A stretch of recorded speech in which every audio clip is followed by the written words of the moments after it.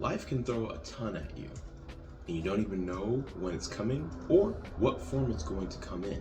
We can say that God is unfair, but have we ever stopped to wonder what he considers fair? I mean, the man allowed his son to be murdered in the most inhumane way so that we could have a fighting chance to have a relationship with him.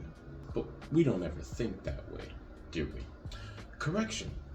God can allow circumstances in your life to come at you like a slap in the face. Whether it's a death in the family, your finances plummeted, losing a job, being subjected to unfair treatment, but you need only to be still and know God. Welcome to Bible Tube, your daily bread to chew on for the week. And for today's topic, now some may ask, well, how do you know God? Or how do you get to know God? Read a book. You might ask, any book? No, the Bible, or other biblical inspired books that can help you in building a relationship with God. Try to connect with God and fall in love with God. But most people will ask, how can you fall in love with someone you can't even see or feel? And that's a great question. It's not based on a feeling, but rather a conviction. You have to have faith.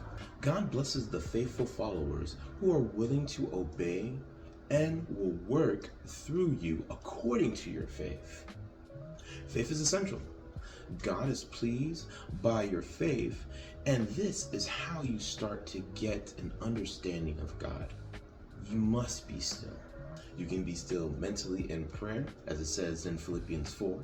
To not be anxious about anything, but in every situation with prayer and petition to present your request to God, and the peace that will transcend all understanding will guard your heart and mind in Christ Jesus. Stop trying to take control. What's out of your control? And pray to God for clarity and wisdom. Be still in your emotions. Philippians 4. Rejoice in the Lord always. Yes, I'll say it again. Rejoice. And to not be anxious about anything, but in every situation with prayer and petition. Stop stressing. Don't have a mental meltdown. And finally, be still physically. But don't be still for that long. Don't have a knee-jerk reaction to everything or a response, and think things through. We as human beings want to fix everything in our lives, and when things go bad, we want God to hear and answer our prayers like a genie in a lamp. But that's not how God works. Jesus preaches about this on the Sermon on the Mount in Matthew chapter 5, about those that are blessed.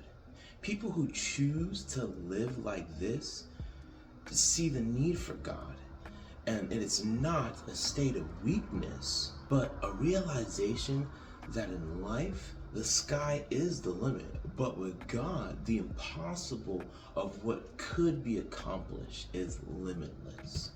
And finally, in Exodus 14:13, we need to understand that the Lord will always fight for us.